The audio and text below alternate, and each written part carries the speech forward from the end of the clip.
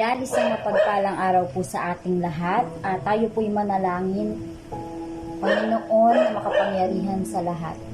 Maraming salamat po sa isang buong linggo na nagdaan, Panginoon, na kami po ay iyong iningatan, kami ay iyong pinrotektahan. And Lord, I pray, Panginoon, na ilayo mo po kami sa banta ng mundong ito, Panginoon, sa anumang sakit. And Lord, dinadalangin ko po yung pananatili, Panginoon, ng kasiglahan ng bawat isa sa amin, Panginoon. Patuloy, Panginoon, sa panahon na ito ay patibayin mo ang aming mga pandupang pangangatawan. Unang-una, Panginoon, sa lahat ay ang aming pananampalataya, Panginoon. Pag-alabin mo kami, Panginoon, sa iyong presensya, maging uhaw kami, Panginoon, sa iyong salita. Lalo na, Panginoon, sa nangyayari sa mundong ito na kamangha-mangha, Panginoon, mga kakaibang, Panginoon, naglalabasan ng mga propesiya, Panginoon, na nasusulat, Panginoon, sa iyong banal na aklat. And Lord, I pray po na ikaw lamang, Panginoon, ang siyang aming naging sandigan, Panginoon, sa mga oras na ito. Ilayo mo po kami sa sakit, Panginoon, and Lord, sa coronavirus. I pray, Panginoon, na panatilihin mo ang wisdom, Panginoon, sa bawat isa sa amin, na magbigay, Panginoon, ng iba't ibang aral, Panginoon, na nagmumula sa iyo. At Lord, I pray po, Panginoon, na mamuhay kami ayon sa will mo, Panginoon. And I pray, Lord, na panatilihin mo, Panginoon, kaming masigla, patibayin mo, Panginoon, ang aming panlupang pangangatawan. And Lord, I pray po na walang imposible sa iyo, O Diyos, na magiging maayos ang sitwasyon ng mundong ito. And Lord, alam namin na lahat ng nangyayari sa mundong ito ay meron kang magandang plano. And Lord, nagpapasalamat po kami sa lahat ng biyaya, Panginoon, na ipinagkaloob mo sa amin. Sa kabila po ng nangyayari na hindi maganda sa mundong ito, ay nandyan ka, Panginoon, upang kami ay patuloy na pagpalain. Ipatuloy, Panginoon, na meron kaming inihahain sa aming lamesa, Panginoon. Lubos po kami nagpapasalamat, Panginoon, at nasa maayos kaming kalagayan at hindi mo kami, Panginoon, hinahayaan na magpakalat-kalat sa lansangan, Panginoon, mamalimos, Panginoon. Pagkus, Panginoon, kami ay iyong pinagpapala, binibigyan ng grasya, Panginoon, sa kabila po ng sakit na ito, Panginoon, na nagkakalat, Panginoon, ay still, Panginoon, kami ay blessed. Salamat, Panginoon, dahil hindi kami nakakaranas ng hirap, Panginoon. Patuloy, Panginoon, na ikaw ang aming provider na nagbibigay, Panginoon, ng pinansyal na aming pangangailangan sa araw-araw. And Lord, ninadalangin ko, Panginoon, na linisin mo ang aming buong katawan ng iyong banal na dugo. Pag-alabin, Panginoon, ang aming mga pananampalataya. Ikaw lamang ang siyang aming paniniwalaan, Panginoon, sa kabila ng mga naglalabasan, Panginoon, na peking propesiya, O Diyos. Lord, bigyan mo kami ng liwanag bawat isa sa amin. Patuloy, Panginoon, na ilapit mo kami sa iyo, O Diyos, na huwag malayo ang aming mga daan, na huwag malihis, Panginoon, sa katotohanan, O Diyos. Maraming salamat, Panginoon, sa selebrasyon na ito, dahil patuloy, Panginoon, na nagaganap ang mga ganitong mga aktibidad, Panginoon, upang kami ay iyong palaguin sa espiritual. Lord, maraming salamat po sa matamis mong pangalan at sa pangalan ni Jesus na makapangyarihan sa lahat. Amen.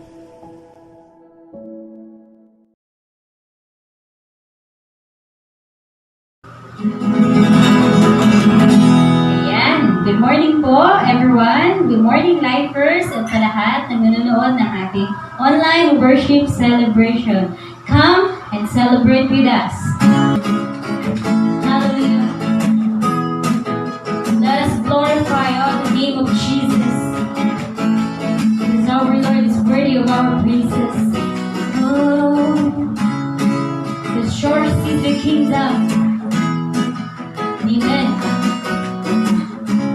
Yours is the kingdom and the power and the glory forever is yours. Heaven and earth.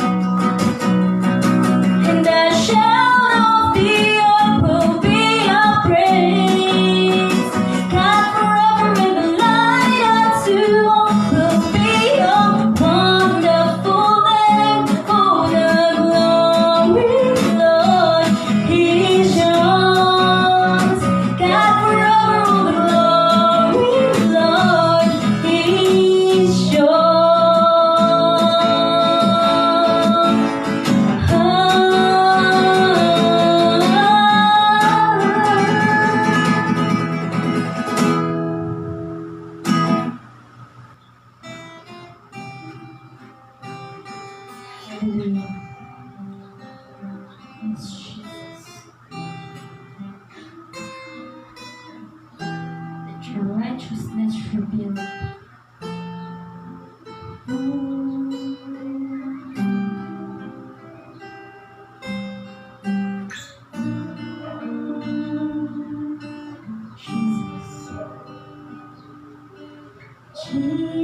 Jesus, God's righteousness revealed.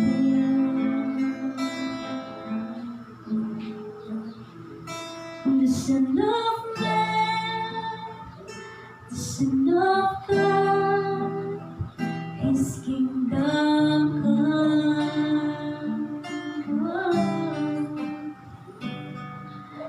Jesus,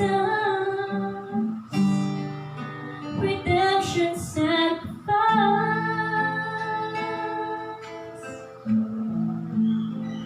now glorified, now justified, His kingdom come,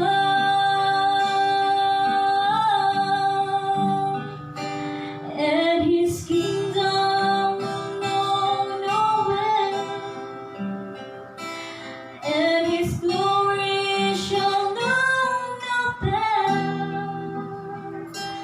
For the majesty and power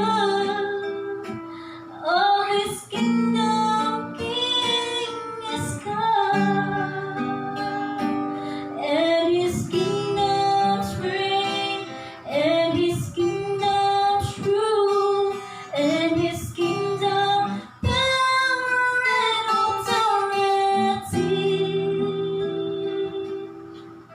Oh, Jesus, God's righteousness revealed. Hallelujah. Oh, Jesus, redemption sacrifice,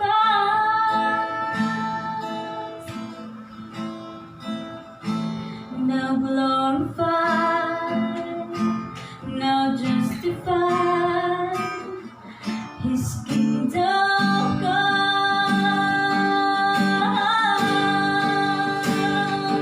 and His kingdom will know no end, and His glory shall know no bound.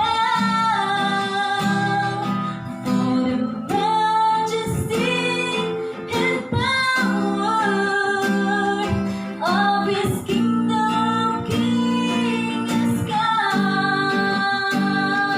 and His kingdom's reign, and His kingdom's rule, and His kingdom's power and authority.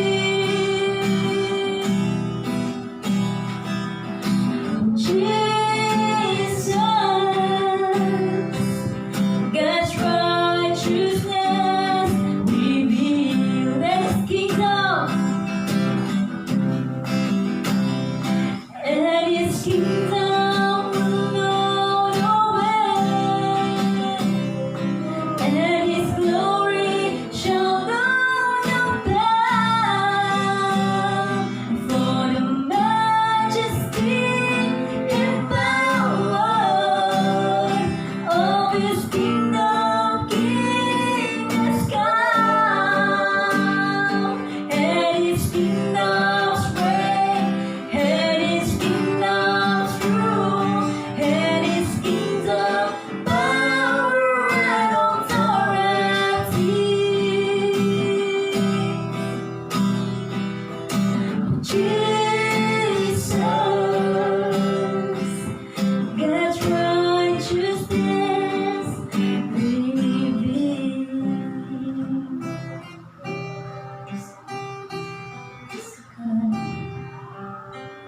Let your righteousness revealed in us, Lord. Hallelujah.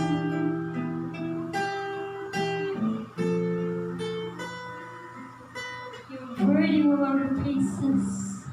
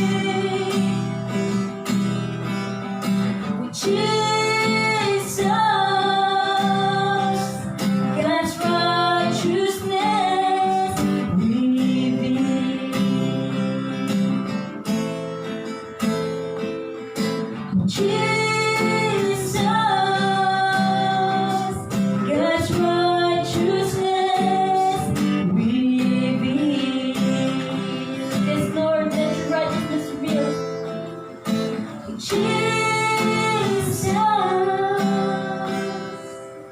God's righteousness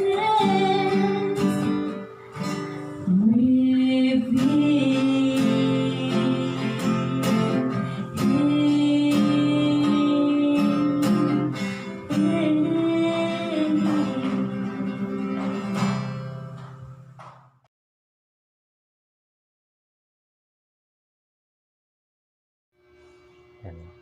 Yan po, isa po mapagpalang linggo po sa ating lahat mga kapatid. Welcome po sa ating online celebration ng ating gawain through online ng Lighthouse International Fellowship. Welcome po tayo sa gawain natin sa kalagitnaan po ng ECQ na ito.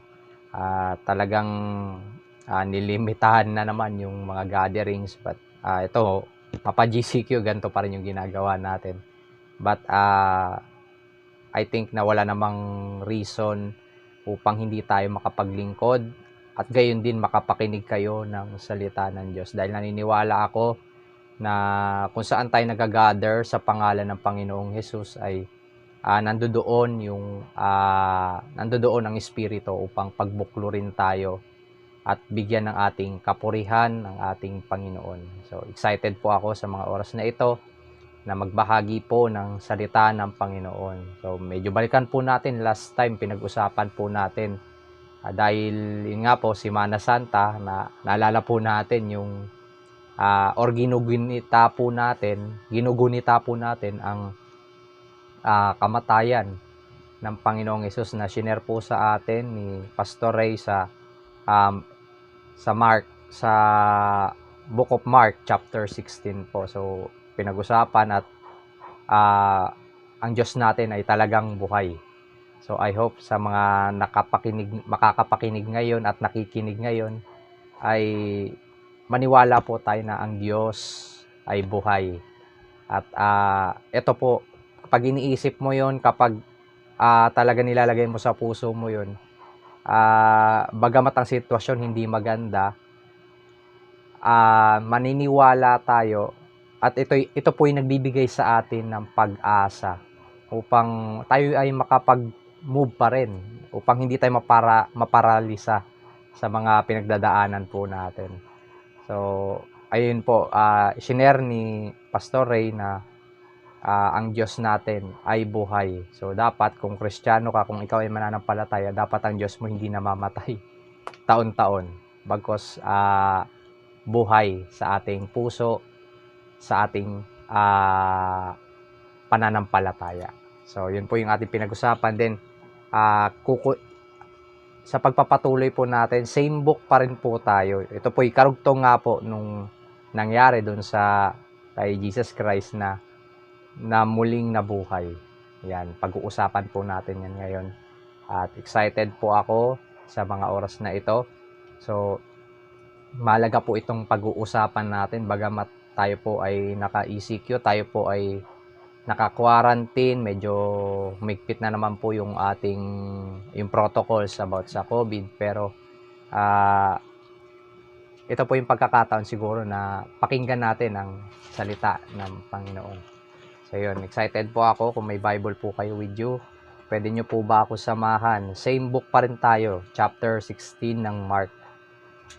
Ito po ay patungkol sa Great Commission, na ito'y mahalagang utos ng Panginoon bago siya pumunta sa langit. Kung may Bible po kayo with you, samahan nyo po ako magbasa. Mark chapter 16 verse 14 hanggang 18 po. Ang gamit ko pong Bible ay New King James Version po. So, basahin po natin. Sabi po dito, later, he appeared to the 11 as they sat at the table, and he rebuked their unbelief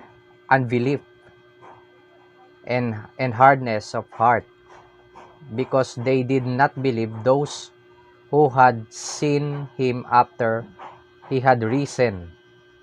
So, ang Panginoon, kala natin yung nanay lang natin yung naninermon pag kumakain, ng Panginoon din pala. So, ayun. Sa pagpapatuloy, sa verse 15, sabi po dito, And he said to them, "Go into all the world and preach the gospel to every creature." Verse 16, "He who believes and is baptized will be saved, but he who does not believe will be condemned." Ayan, dalawa lang po ang pagpipilian ng hindi sasampalataya doon sa gospel. And 17, "And these signs will follow those who believe in my name.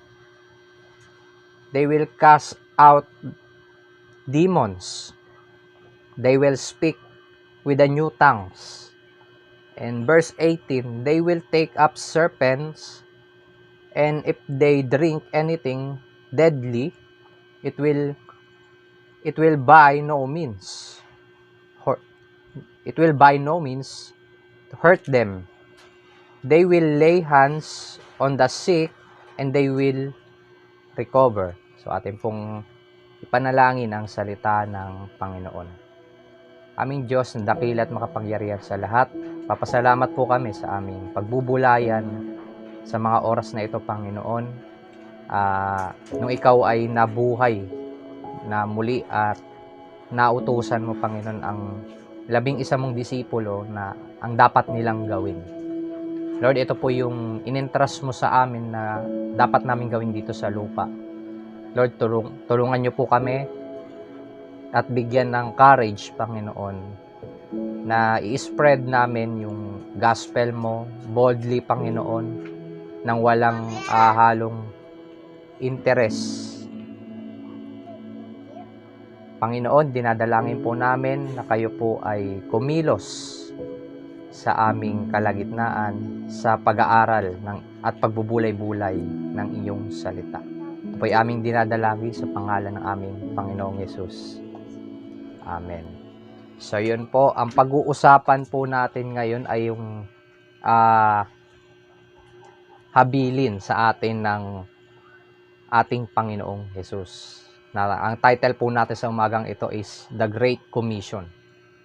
So napakahalaga po na ito po na tayo po ay mag-involve, tayo pong mga mananampalataya, na tayo po ay nagsasabi na I will follow, na tayo po ay susunod sa Panginoon, na kumakanta po tayo ng I have decided to follow Jesus. So kinakailangan hindi lang po natin ito kinakanta, pagkos ini-involve po natin ang ating sarili sa salita ng Diyos, hindi lang sa pag-aawit po. So mahalaga po ito dahil kabilin-bilinan sa atin ng Panginoon na ito talaga yung napakagandang habilin, napakagandang utos na hindi lang ikaw ang magbe-benefit, ganun din yung makapakinig sa'yo. So nagbabala ang Panginoon dun sa James chapter 14, James chapter 4 verse 17. So napakalaga po kasi ng utos ng Panginoong ito na dapat po na ating sundin. Sinabi niya doon sa James chapter 4 verse 17, "Therefore to him who knows to do good and does not do it, to him it is a sin." So ito po yung isa sa babala sa atin, na kapag alam natin yung dapat nating gawin, dapat po nating gawin. Kasi kung alam mo yung dapat mong gawin at hindi mo ginagawa, yan po ay kasalanan sa Panginoon. So, ayan, sana nakukonvict po tayo sa paalalang yun. Kung tinasabi po natin talaga na I have decided to follow Jesus, gawin mo sa sarili mo na i-involve mo yung sarili mo sa gawain ng Panginoon, 'di ba? Last time nag-celebrate tayo ng kamatayan ng ating Panginoong. Actually, hindi celebrate, ginunita lang po natin yung kamatayan ng Panginoong Yesus. So alam natin nabuhay siya uli. So what for na tayo po ay mag-celebrate ng muling pagkabuhay ng Panginoong Hesus kung wala naman tayong nadadalang kaluluha. sa pag-share natin ng gospel sa pamamagitan nun. So napakahalaga po na tayo po ay maging part, 'di ba, ng Great Commission.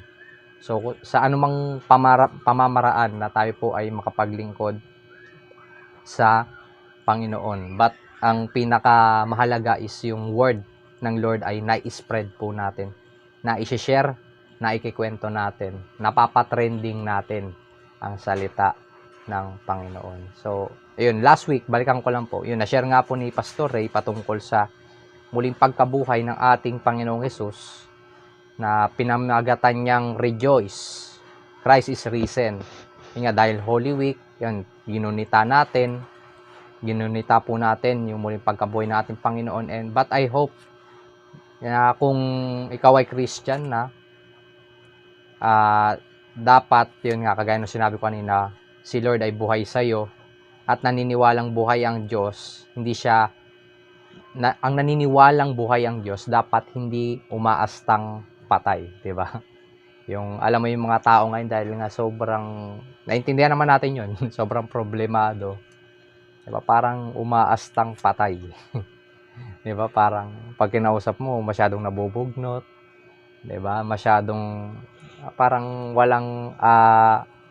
walang gana makipag-usap. Diba? Dahil may dinadamdam na problema. So, kung naniniwala po tayo na si Lord, si Jesus ay buhay, dapat po umasta po tayong buhay. Dahil kung umaasta po tayong buhay ang Diyos, buhay na buhay rin po yung pag-asa natin, anuman po yung ating pinagdadaanan. At sa pagpapatuloy po natin, gusto ko po i-share yung karugtong yun ng passage na yun, yung about sa pagkabuhay ng ating Panginoong Hesus na na-share po ni Pastor Ray last Sunday.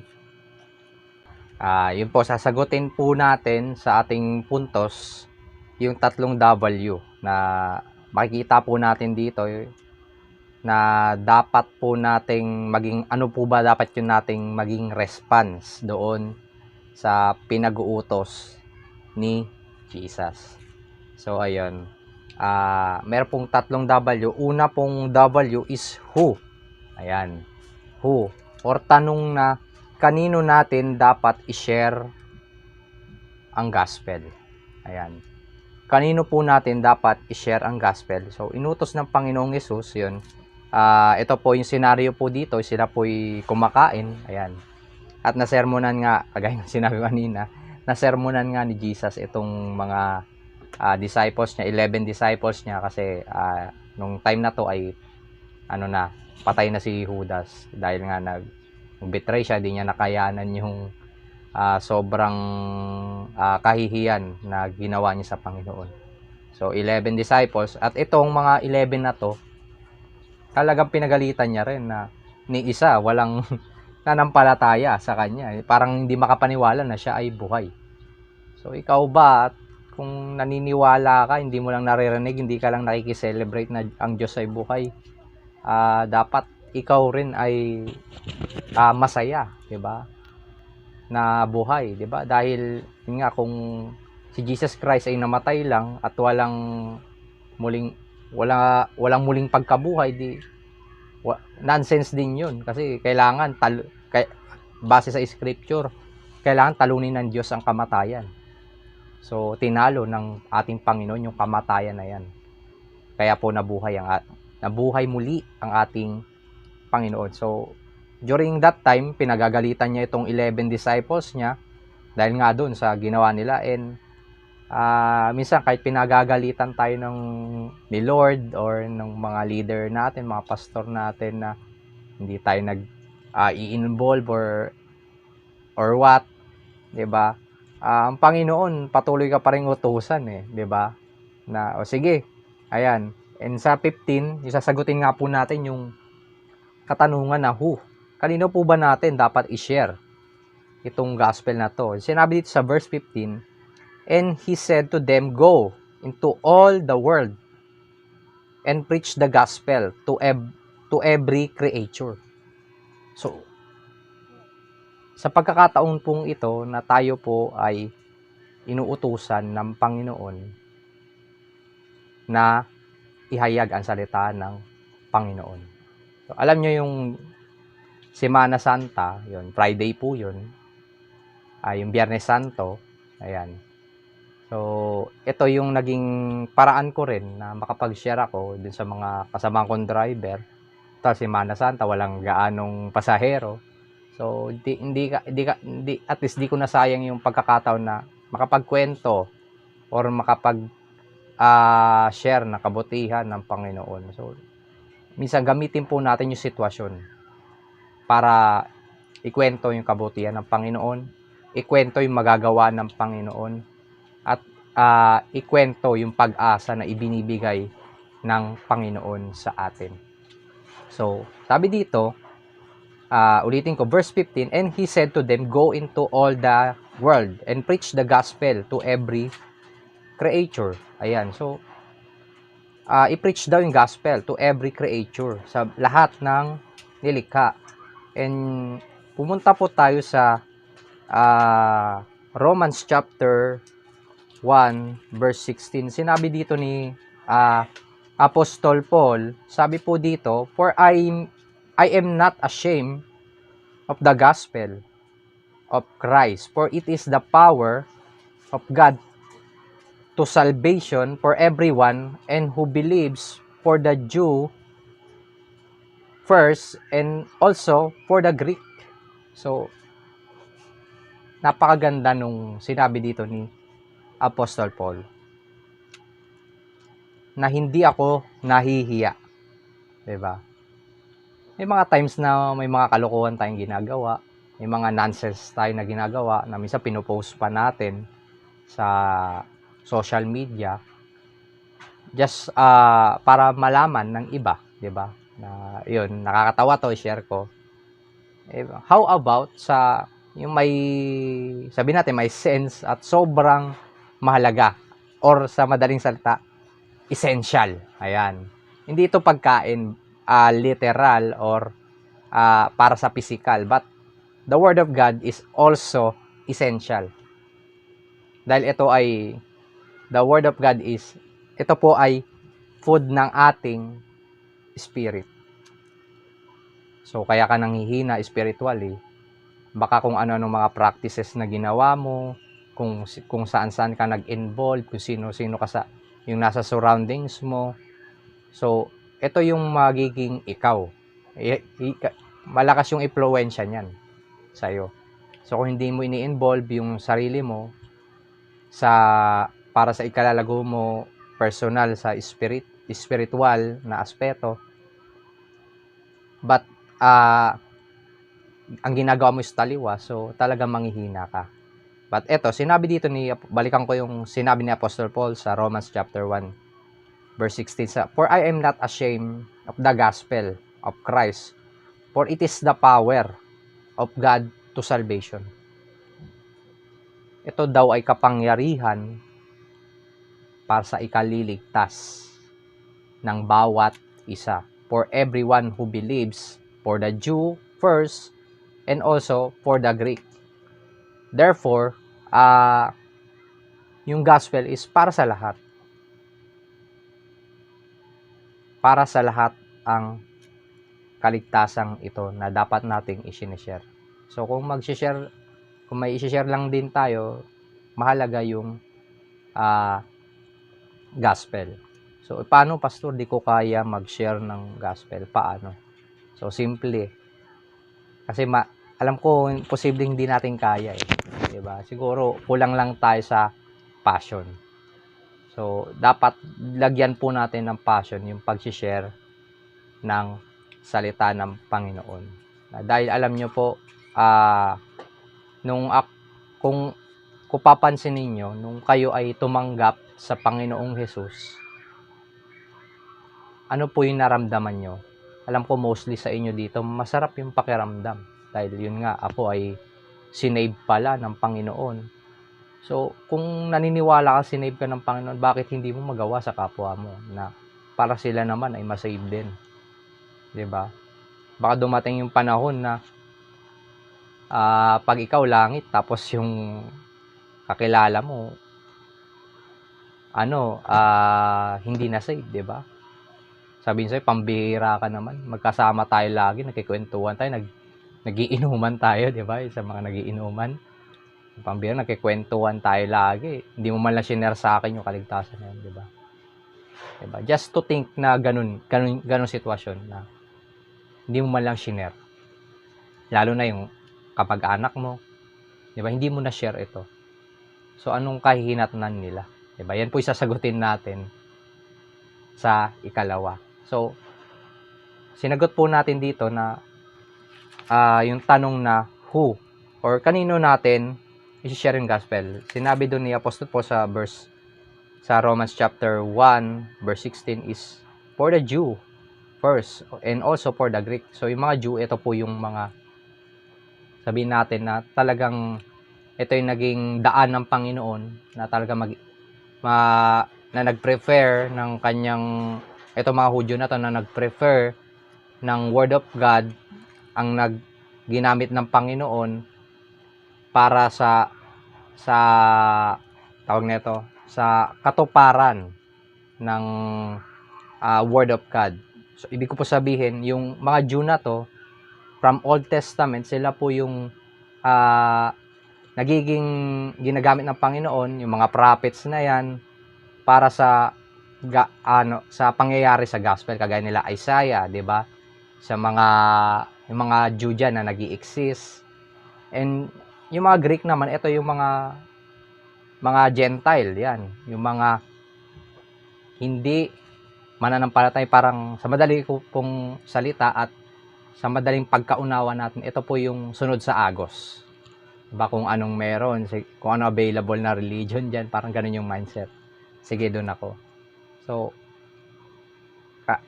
sinabi dito, malinaw, diba, ni Apostle Paul na for everyone who believes. So, kailangan po na i-share po natin yung gospel dahil ito po yung pinag-uutos sa atin ng Panginoon.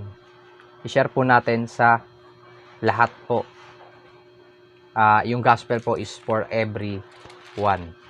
So, ayun po, i-aim po natin na tayo po ay makapag-share, 'di ba, ng Word of God or matuto.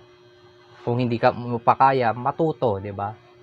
So, nandito lang naman ako, mga ibang leaders natin na marurunong na pwede naman tayo magpaturo. Kung gusto mong masave ang makakilala mo, kaibigan mo, lalo na pamilya mo. Dahil ang Word of God po is essential. Essential, hindi man siya nakakain sa physical, but nakakain po siya sa spiritual na pangangailangan. So, yun po. Sinagot po natin yung who. And pangalawa, sasagutin natin yung isang W na tanong na why. So bakit kailangan natin ito ipamahagi or i-share itong salita ng Panginoon? Basahin po natin sa Mark chapter 16 verse 16. Sinabi po dito, he who believes and is baptized will be saved. But he who does not believe will be condemned. Ayan lang po ang pag-uusapan natin dyan. Dalawang bagay. Kung gusto mong masave yan, yung mga kakilala mo, o kung gusto mo silang mapahamak. So, ulitin ko po. He who believes is the baptized will be saved. So, kailangan po yung mga kailangan i-intentional na po natin na sila po ay masyaran natin, na sila po ay masabihan natin. Dahil para rin naman po sa ikabubuti nila. At least ikaw na nakakaalam, nag-i-enjoy sa kaligtasan na binigay sa'yo ng Panginoon. O napapakinabangan mo, how about naman yung iba na hindi pa nasisave? Kaya mo bang kaya ng conscience mo? 'Di ba? I hope na sa mga oras na ito nangungusap sa atin, kinukonvict tayo ng Holy Spirit. Kinukonvict in a sense na may gawin tayo. na kailangan may gawin tayong magandang bagay, which is yung mag-share tayo ng gospel. Paulit-ulit ko po sinabi, kung mag-share lang po tayo ng mga bagay, kung sa mga kalokohan, mga nonsense na bagay, mga hindi naman kailangan, 'di ba po?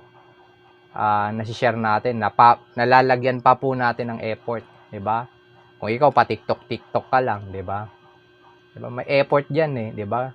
Hindi kailangan, 'di ba? Todo ayos ka, todo hataw ka sa pagkembot, 'di ba? Yung nagagawan mo ng paraan eh. But yung pag-share ng Word of God, hindi po natin nalalagyan ng effort. 'Di ba? Hindi kita kinokondem kapatid na kung hindi ka nakakapag-share, but yun nga po ang sinasabi ko sa inyo, na kung hindi nyo po kaya ay, yun nga, I'm willing na magturo ng simpleng method, 'di ba? Ang prayer ko lang is magkaroon po tayo ng eagerness, magkaroon po tayo ng compassion sa mga tawag nito, yung mga lost na tao. Oo, buhay ang mga yan physically, but patay yan spiritually. So kawawa rin po yan pag hindi po natin napagsabihan. Kasi ito nga po yung sinabi sa verse 16 po, he who believes and is baptized will be saved, but he who does not believe will be condemned. So ibig sabihin itong mga to ay yun nga, kukondem, mapapahamak, talagang hindi kikilalanin. Talagang yun nga, medyo nakakatakot itong ano na to. So yan po yung opposite ng bad news, ay ng good news. Hindi mo ma-appreciate ang good news kung walang bad news. Kaya nga may good news eh. Ibig sabihin, pinararating lang sa atin ng Panginoon na may bad news. Ang sinasabi ng Word of God is itatapon sa dagat-dagatang apoy itong mga to. Yung mga hindi nakakilala, 'di ba? First thing pa nga yung sinasabi ni Jesus eh. Kahit ngayon kilala eh. Minsan eh mas matindi pa nga yun sinasabi. Ano rin yun ang utos doon ni Jesus sa mga disciple niya na yon. Ito yung tawag nito yung tamad na servant, 'di ba? Yung kung naalala po natin yung parable of the talents, 'di ba? May binigyan yung Panginoon ng 1,000, may binigyan ng 5, may binigyan ng 10, 'di ba? So ang ginawa nung 10 talagang nag-ano siya doon. Nag-excel siya doon, maganda yung ginawa niya. At talagang nalugod yung master niya doon. Then yung second po, ganun din po, yung 5,000. Katulad po nung ginawa nung sa 10,000. And yung 1,000, yung napakaliit. Ano yung ginawa? Ang sinabi niya, natakot po kasi ako eh. 'Di ba? Alam niyo kung sa maliliit na bagay pa lang na pinagkakatiwala sa atin ng Panginoon, takot ka na, hindi ka na ma-effort, parang ayoko pong marinig sa atin at one day na gano'n ang sabihin sa atin ni Jesus, lumayas ka sa harapan ko, hindi ko kayo nakikilala. 'Di ba? So kasi kung talagang ang salvation ng Lord is nagro-root sa atin, hindi lang dapat puro root 'yan hanggang sa katapusan ng buhay natin. Hindi lang puro root 'yan. Dapat po may fruit. Kasi kung ano yung root, dapat nakikita 'yan sa fruit. So makikita at makikita po yan, hindi mo madidinay yan. Kung talaga nga bang na born again ka in spirit. So napakahalaga po nun na kinakailangan kung talagang naranasan mo yung matinding compassion sa iyo ng Panginoon, dapat nagpo-flow din yan sa iba. So ayun po, dahil ang matinding consequence po is condemnation sa mga hindi naniwala. Dahil ito po yung matinding, yung mga alam niyo, uso ngayon yung mga debate na although minor na lang, But yun din maglilid din niya sa major. But ang pinaka-major debate talaga pagdating sa Word of God is yung mga taong walang pananampalataya. Mga taong hindi naniniwala sa Diyos. Maaring yung kausap mo, naniniwala yan, by name. Marami naman, lahat naman ng tao. Lumabas ka sa bahay nyo, tanongin ka, naniniwala ka ba sa Diyos? Sabi niya, yes, naniniwala kami. Diba? Pero, dito po sa atin, sa church po natin, hindi naman po natin tinuturo na makilala lang po nila. Bagkos magkaroon sila ng personal relationship sa ating Panginoon, na unawaan nila kung bakit namatay ang Panginoon, kung bakit ito nabuhay. Diba? Dapat magkaroon po ng tinatawag na ito na lordship. Tayo po na meron po tayong lordship. Ibig sabihin po na tayo po ay nag-aasta na servant sa Panginoon. Kung tinatawag po natin siyang Lord, Lord, 'di ba? Kailangan umasta kang servant. Kumilos kang servant, 'di ba? Pero kung tinatawag mo siya ng Lord for your financial na pangangailangan, 'di ba? Although si Lord hindi po siya madamot. Madali lang po sa Panginoon ang magbigay. Pero kung tinawag mo na lang din na Lord ang Panginoon, sumunod ka na lang din. So napakahalaga po 'yun.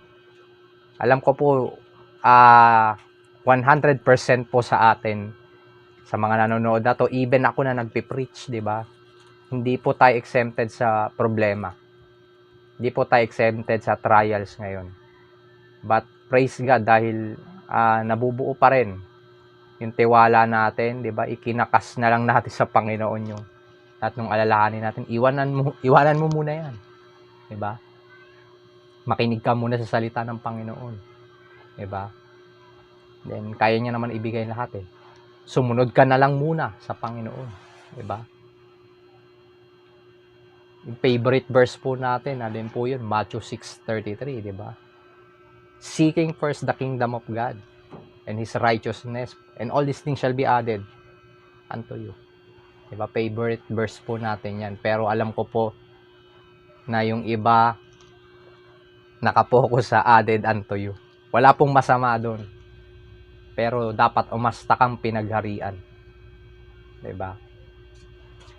Dahil kung babasahin po natin yan, yung root ng chapter 6 na yan, kinakailangan pagharian ka ng Panginoon. Kundi, pag ikaw yung taong masyadong alalahanin, baka hindi ka pa pinagharian ng Diyos. So, ang taong pinagharian, hindi yan nakasentro sa kanyang pangangailangan lamang. Pagkus nakasentro siya doon sa may magagawa ng kanyang pangangailangan. Doon sa may magagawa sa kanyang pagsubok. Doon sa may magagawa sa kanyang sitwasyon. Yun po ang paligid ng Matthew chapter 6 verse 33. So, yun po. Kaya, yun nga po, in-encourage ko po ang lahat na, yun nga, mag-involve po tayo sa ministry and magkaroon po tayo ng eagerness na makapag-share naman tayo, di ba, ng salita ng Panginoon, dahil ito po ay essential. Mas matindi pa to sa lugaw, di ba? At nakakabusog talaga. Iba yung busog ka, spiritual, kaysa binusog ka lang ng lugaw, di ba? Rhyme yun, ha? So, yan po. Yan po, nasagot po natin yung pangalawang tanong, who? And kanino ba natin, bakit ba natin kailangan i-share, di ba? Kasi kinakailangan talaga natin siya i-share kasi may maliligtas at meron ding mapapahamak. So, mamili ka na lang sa mga kakilala mo, sa pamilya mo, kung gusto mo ba talaga silang maligtas or gusto. Or pag di mo ginawa to, ganun na nga lang mangyayari. Mapapahamak na lang. Dahil wala po silang information about sa kaligtasan. Dahil sinabi po sa Book of Hosea, na people perish because of lack of knowledge. Ibig sabihin, hindi naman po lahat ng tao na may alam, talagang ang alam lang po nila ay yung mga, sabi natin, yung mga interest para sa mundo, but yung how about sa spiritual, may information ba sila? So maybe ikaw yung gagamitin ng Panginoon. So yun po ang pangalawa nating sinagot na tanong. Bakit kailangan natin ito i-share? So yun nga, dahil may kapahamakan at dahil may kaligtasan. So yun po. And sa pagpapatuloy po natin, dito na po tayo magtatapos. Ang pangatlong tanong po natin, what? Ano? So, ano ang magiging beneficial assurance nito sa mananampalataya or dito sa mga disipulo na ito na inuutusan ng ating Panginoong Hesus. Mababasa po natin sa last verses po. Ito po ay yung verse 17 and verse 18. Sinabi dito ni Jesus, "And these signs will follow those who believe in my name. They will cast out the demons. They will speak with new tongues." Verse 18, "They will take up serpents, and if they drink anything deadly, it will by no means hurt them. They will lay hands on the sick, they will recover." So, ito po yung mga benefits nung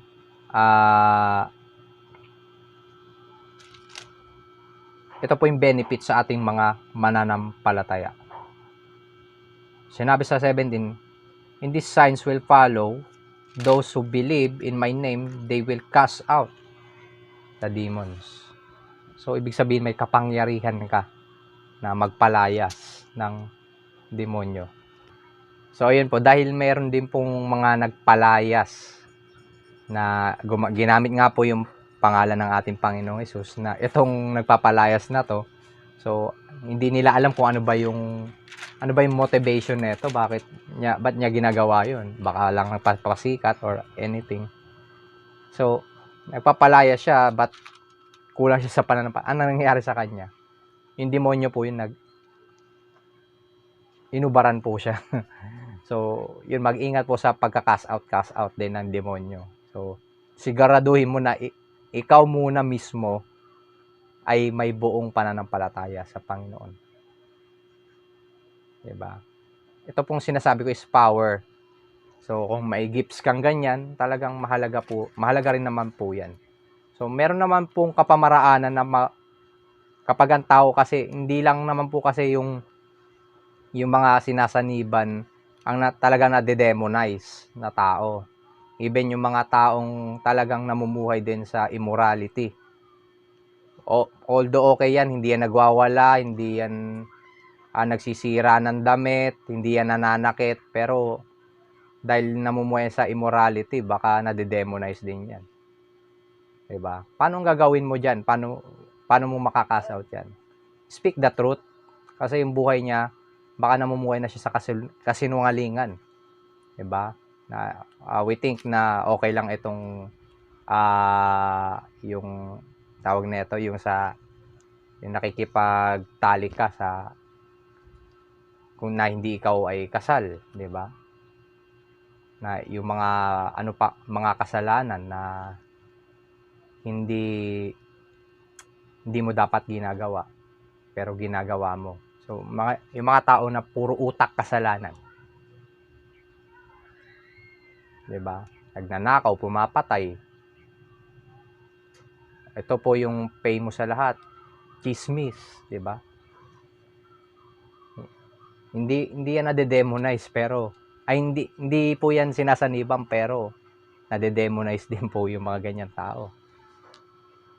Dahil bakit? Hindi siya kinikwento niya kasiraan ng tao, 'di ba?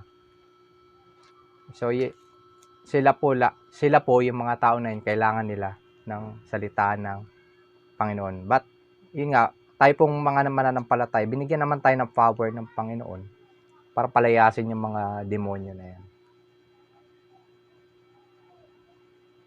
But itetest po natin.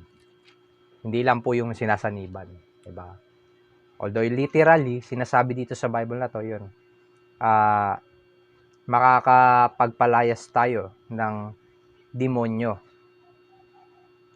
And they will speak with new tongues. So, tayo po sa church, hindi po natin pinapractice yung ganyang speaking in tongues or whatever po. But we respect po yung mga ganyang, may mga gifts po na ganyan. Ako naman, marespeto po ako sa mga ganyan dahil tayo po, wala. Ako personally, hindi po ako nagaganyan. So, we respect po. Diba, aanhin mo naman yung, yun nga, nag-speaking in tongues ka nga, tapos yung bukay mo naman, tawag na ito, kalat yung buhay mo, di ba? Wala sa ayos, di ba? Palamura ka rin. Tapos, puro kung ano-ano pang ginagawa mo na against sa pagiging Kristiyano mo. So, nonsense din yan. Pag-speaking in tongues mo. Kaya po, ang pinakamagandang gift po sa lahat, walang iba kundi yung pag-share ng Panginoon. Yan po yung pinagpe-pray ko sa church natin, na sana lahat naman magka-desire, magkaroon naman ng compassion, di ba? Na hindi lang ikaw yung nakikinabang sa kaligtasan ng Panginoon. Bagkus, be instrument naman. Be an instrument naman sa iba. Di ba? Na tayo po ay gamitin ng Panginoon. So, yun. 17 and 18, sinabi dito, they will take up serpents. And if they drink anything deadly, it will by no means hurt them. They will lay hands on the sick. So, dun muna po tayo. Sinasabi dito sa verse 18, they will take up serpents, and if they drink anything deadly, it will by no means. So, ano pong ibig sabihin nun? So, isa lang po ang ibig sabihin yan. Protection. Diba? Kung sakali man ikaw matuklaw ng ahas or makainom ka ng ano, so, maasahan mo yung protection ng Panginoon, di ba? Lalo na ngayon, kinakailangan mo na, although minsan ako, talagang naranasan ko yung protection ng Panginoon kasi ako, lagi akong nakakasalamuha sa marami. But, praise God, 1 year nang lumipas, hindi ako nahawa ng COVID. So, hindi rin naman naging asymptomatic, wala rin naman nahawa sa bahay. So, ibig sabihin, nararanasan ko po yung protection ng Panginoon. So, yun lang naman po yung ibig sabihin dito eh. Kung titingnan naman natin literally, na-experience din yan ni Paul, yung protection ng Panginoon na siya po ay talagang mas masidhi at matindi po yung paglilingkod sa Panginoon na talagang kung saan siyang lugar, kung anong nangyari sa kanya, siya po ay nakagat ng viper, yung malaking ibon, natuklaw din po ng ahas. But dahil spirit-filled po siya at ang presensya ng Panginoon ay sumasa kanya, so ang nangyari sa kanya, kahit natuklaw siya ng ahas, wala lang, tinaktak niya lang sa apoy. Ang description pa po niyo sa Bible, itong ahas na to is may lason, makamandag. So dahil spirit-filled po siya, at talagang yun nga po yung matindi yung faith po niya, maasahan yung kagalingan ng Panginoon sa iyo bilang isang lingkod, bilang isang mananampalataya. And also, pag ikaw naman ginamit ng Panginoon, ito yung maganda rin. Dun sa karugtong, it will by no means hurt them. Ito po yung pag ikaw ay natuklaw ng ahas o nakainom na nakalalason. And sunod po is they will lay hands on the sick. Sinasabi po dito, at kung sila naman ay mag-lay hands or manalangin sa may sakit, they will experience a recovery. Gagaling po itong mga tao na to. So, alam nyo po yun na, ayan po yung mga literal na paglilingkod. Alam mo yung magkaroon ka alam mo yung pag yung may kapatiran ka na nakaka-experience ng sakit, di ba? Alam mo yung wala ka pang ginagawa, kahit ako siguro yung mangyari sa akin. Alam mo yung pag may karamdaman ka, yung kapatiran mo wala pang ginagawa, yung presensya pa lang nila, mapuntahan ka eh. Yung mapuntahan ka. Ang makagandahan pa doon, syempre, pag pupunta ka doon sa may sakit, may dala ka rin, di ba? Prutas, kung anything na pantulong, pinansyal sa gamutan. Masarap kaya sa pakiramdam nun. So, ganyan po yung nangyari sa amin nung nasa hospital kami. So, talaga kami nun, yung nanganganak yung misis ko, sobrang hirap siya sa pagle-labor.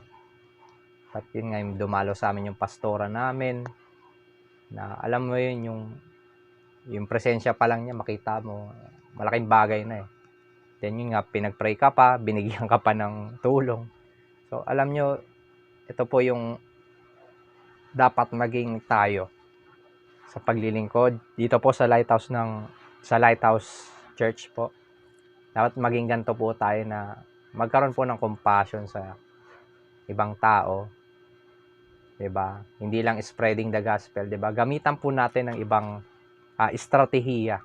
Dahil yun nga po, ginawa po natin yan dati, yung pagpe-feeding po, 'di ba? Alam ko po marami pong strategy na ibibigay sa atin ng Panginoon or method kung paano po tayo makaka-penetrate to spread the gospel. So, yun nga po, ang kinakailangan lang po i-ready natin yung heart natin na tayo po yung magpagamit sa Panginoon. Yan. So, ito naman po yung mga benefits sa atin. Yung mga sa ating mga mananampalataya. So, ito po yung sinagot po natin, ano ang benepisyo? So, ito po yung benepisyo sa atin, yung magkakaroon tayo ng protection sa kung ano man yung kaharapin natin sa paglilingkod natin. At ito rin makakapagbigay din po ng assurance doon sa ating ipapanalangin na sila po ay bukod sa sila po ay maligtas, sila po ay maka-experience ng kagalingang physical. So, iyan po yung mga ilan sa specific na paglilingkod na ibinigay po sa atin ng Panginoon. And sa pagkakataon pong ito, I hope may natutunan po tayo sa sinagot po natin na na 3 W. Who, kanino natin dapat i-share yung gospel. So, binanggit po doon na hindi lang mananampalataya, lalong-lalo na po ang target po natin mga unbeliever po. So, yun. And why? Bakit kailangan natin ito i-share? So, sinagot natin dahil dahil may kaligtasan. At meron din namang kapahamakan or condemnation na sinasabi. And lastly po, ano ang benepisyo nito?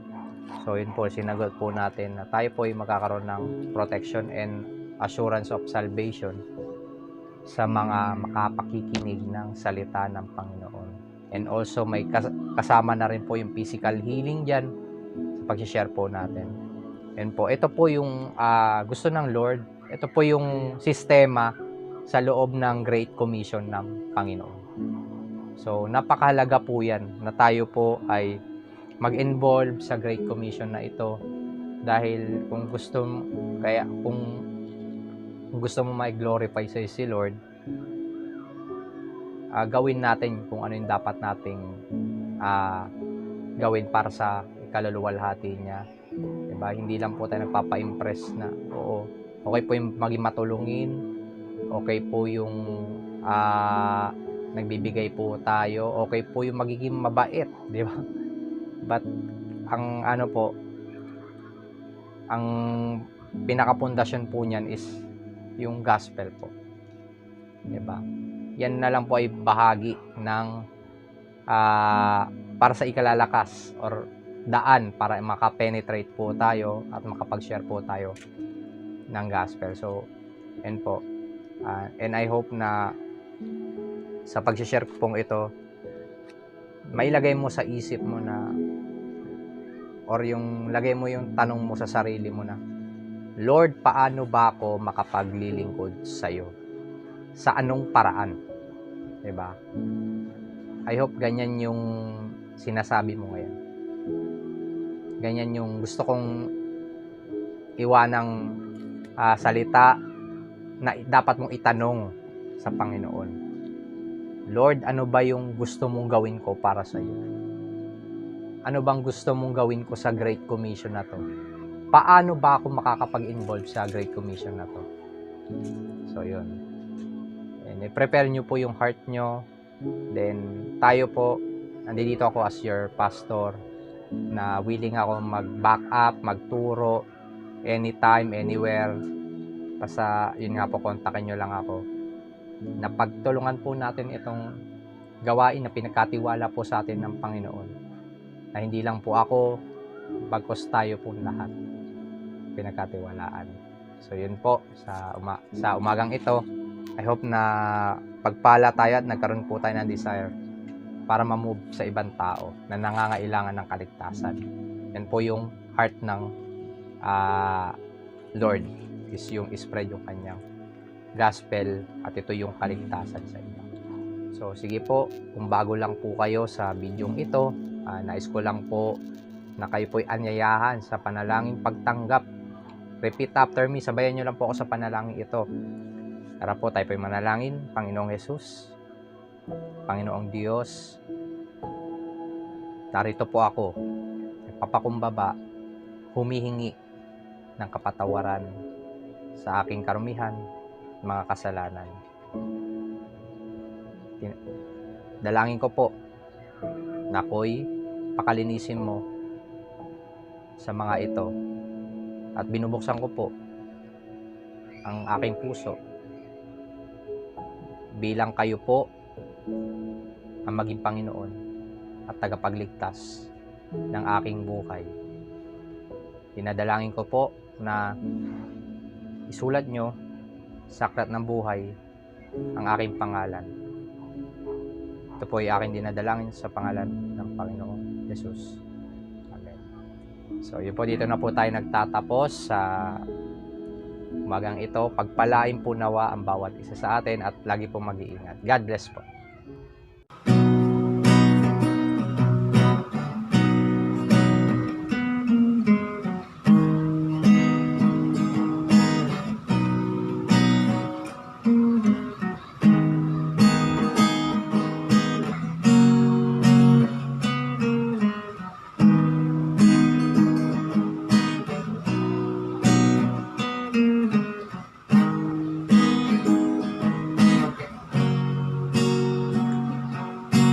Christ is my reward and all of my devotion. Now there's nothing in this world that could ever satisfy. Through every trial, my soul will sing. No turning back, I've been set free. Christ is enough for me. Christ is enough for me. Everything I need is in you. Everything I need.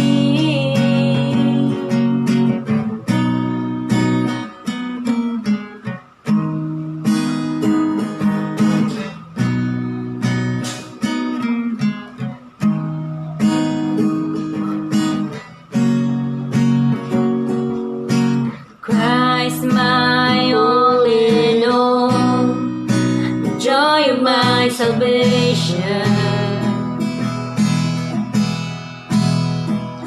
And this hope will never end. Heaven is our home. Through every storm, my soul will sing. Jesus is here. To God be the glory. Christ is enough for me. Christ is enough for me. Everything I need is in you. Everything I need. Christ